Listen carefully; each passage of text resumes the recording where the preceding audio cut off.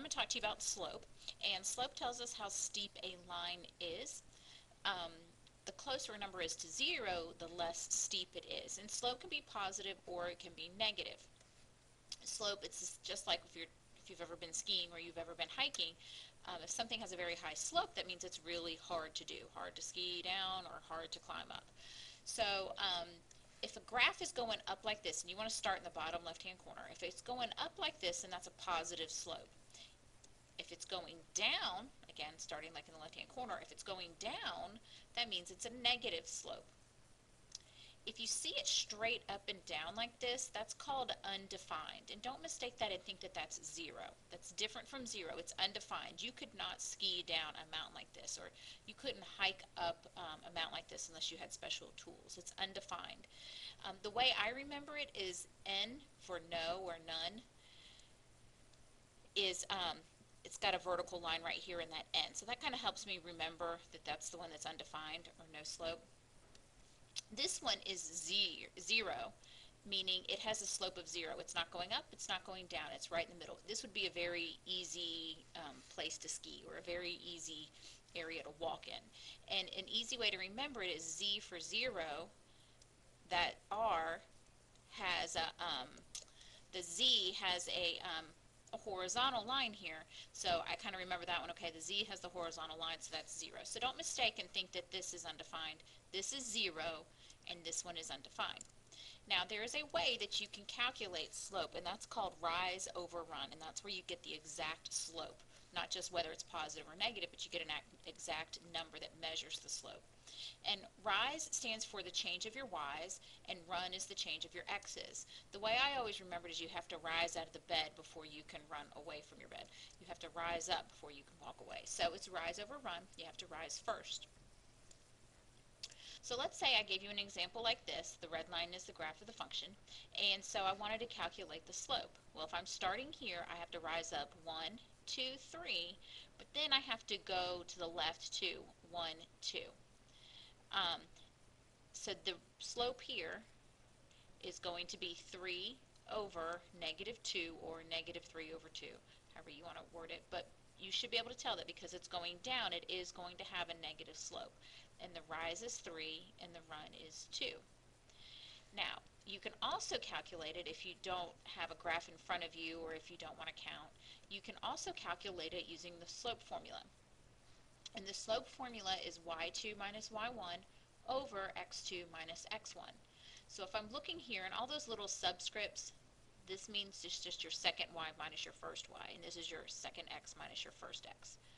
So I've got 2 points here, and I just designated that one's my first point and one's my second point. It really doesn't matter which one's which. It'll work out the same in the end. If you want to make this one your first point and this one your second point, that's fine. You just need to be consistent with whichever one you pick.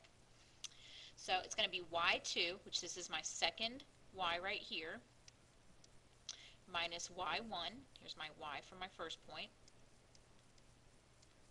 over x2, which is 1,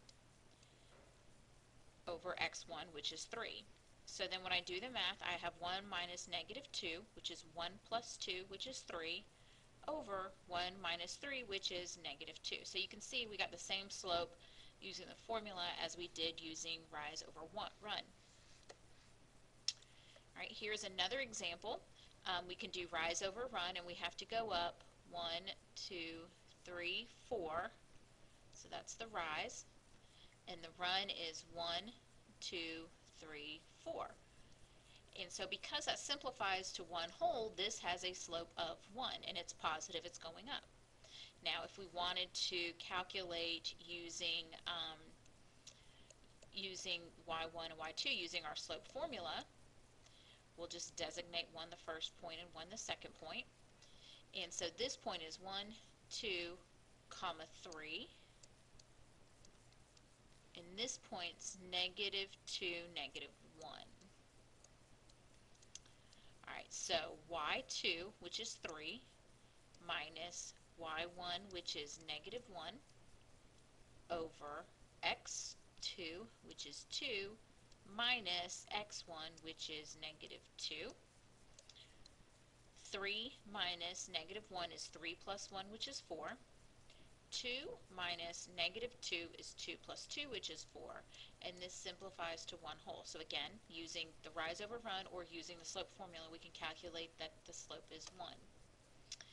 Now, something that kind of ties in with this, and it wasn't enough to make its own video, is rate of change. And rate of change compares the amount of change in a dependent variable to the amount of change in an independent variable. That's really what slope is finding. You're just finding the change of your y over the change of your x. Well, y is your dependent variable because y depends on whatever x is. So when you go back and you look, the slope formula, it's your change in your y's over your change over your x. Well, that's your dependent variable over your independent variable. Well, rate of change is saying, well, it's the change of your y's over the change of your x's. Only it's typically with something more real world. So for example, we have year and cost here. Our year is our independent variable. It's kind of like our x. And our cost is our dependent variable. It's kind of like the y. Okay, and so the rate of change is just going to be the difference between them. And so you really just need to pick 2 points. It doesn't really matter which 2 they are. Let's say I'm going to pick right here. So I'm going to pick these 2 points right here. Okay, it's change of your dependent over your independent. So it's going to be 22 cents minus 2 cents, which is 2 cents, over 2002 minus 2001, which is 1 year. So the rate of change is 2 cents for every 1 year.